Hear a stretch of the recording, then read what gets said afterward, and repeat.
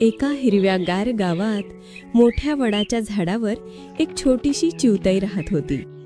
ती अगदी रंगीत, छोटेखानी, चिवचिव करणारी होती.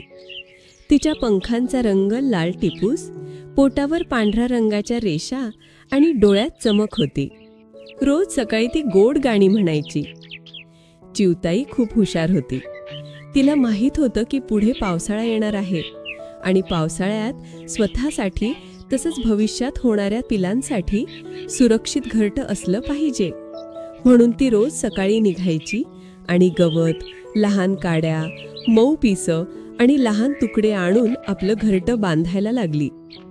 दररोज थोडं थोडं काम करून चिवताईने झाडाच्या एका मजबूत फांदीवर घरटं बांधायला सुरुवात केली. काम जरा कठीण होतं. कधी वारा येऊन काड्या उडवून न्यायचा, कधी एखादा मांजर झाडावर चढायचा प्रयत्न करायचं.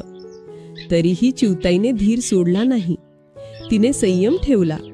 पुन्हा काड्या आणल्या, पुन्हा घरटं विणलं. त्याच झाडावर एक मोठा काळा कुट्ट कावळा राहायचा. कावळ्याचा आवाज मात्र काव काव एवढाच मोठा आणि करडा होता. एके दिवशी कावळ्याने पाहिलं की चिवताई दिवसभर कष्ट करून घरटं बांधते आहे. तो म्हणाला, काय ग चिवताई, एवढी कशाला धडपड करतेस? एक पंख पसरवला आणि उडून दुसऱ्या झाडावर बसलं की झालं.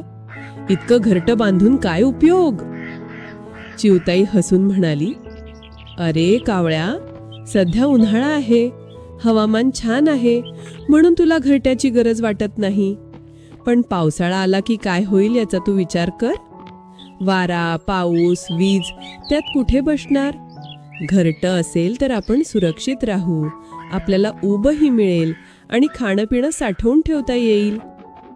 कावळा मात्र हसतच म्हणाला, माझ्याकडे वेळ नाही ग, इतका कष्टाचा खेळ मला नको. मी मोठा आहे, उडता बसता खाऊ शकेन. पावसात थोडा भिजलं तर काय झालं? मला तुझ्यासारखं घरटं बांधायचं नाही. चिवताईने त्याला समजावलं, पण कावळा ऐकायला तयार नव्हता. मग चिवताईने मनात ठरवलं, मी माझं काम चालू ठेवते. दुसऱ्याला समजावून उपयोग नाही, पण मी मेहनत केली तर माझं भलं होईल. तिने दिवसागणिक आपलं घरटं मजबूत केलं. आत मऊ पिसं घातली, गवत नीट रचलं, काड्यांनी चौकट घट्ट केली. हळूहळू ते घरटं सुंदर आणि सुरक्षित बनलं. काही दिवसांनी काळे भोर ढग दाटून आले. वारा जोरात वाहू लागला. पहिल्याच पावसाच्या सरी आल्या आणि झाडं डोलू लागली. चिवताई लगेच आपल्या घरट्यात शिरली. ती कोरडी, सुरक्षित राहिली.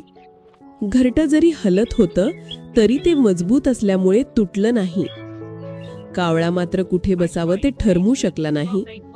एका फांदीवर बसला की पाऊस ओला करायचा, दुसऱ्या फांदीवर वारा जोरात ढकलायचा. त्याचे पंख भिजले, अंगावर गारवा चढला आणि तो थरथर कापू लागला. पावसाच्या पहिल्या रात्री कावळ्याला एकदम थंडीने शहारे आले. पोटात भूक लागली होती, पण पाऊस थांबायचं नावच घेत नव्हतं. तो चिवताईच्या घरट्याकडे बघू लागला. आती उबदार बसली होती, आरामात गाणी गुणगुणत होती. कावळा मनात म्हणाला, अरे अरे, मी जर थोडे दिवस मेहनत केली असती तर आज माझ्याकडेही घरटा असतं, मी सुरक्षित असतो. पण आळशीपणामुळे मी यातना भोगतोय. दुसऱ्या दिवशी पाऊस जरा थांबला. कावळा दमून चिवताईजवळ आला आणि म्हणाला, चिवताई, मी तुझी थट्टा केली होती, पण आता मला कळलं की तू बरोबर होतीस. मी चूक केली. मला देखील घरटं हवं होतं. आता मला शिकवशील का घरटं कसं बांधायचं? चिवताई दयाळू होती. ती रागावली नाही.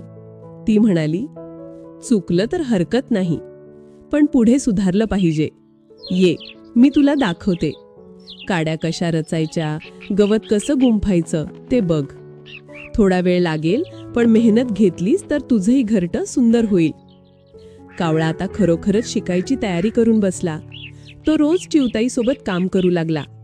सुरुवातीला त्याच्याकडून काड्या पडायच्या, घरटं कोसळायचं, पण हळूहळू तो शिकू लागला.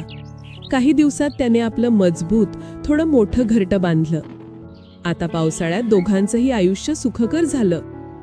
चिवताई आपल्या पिलांसोबत गाणी म्हणायला लागली आणि कावळाही आपल्या घरट्यात मस्त बसून काव काव करीत आनंद व्यक्त करू लागला. कावळ्याने त्या दिवसापासून एक गोष्ट मनात पक्की करून घेतली. आळशीपणा नेहमी त्रास देतो.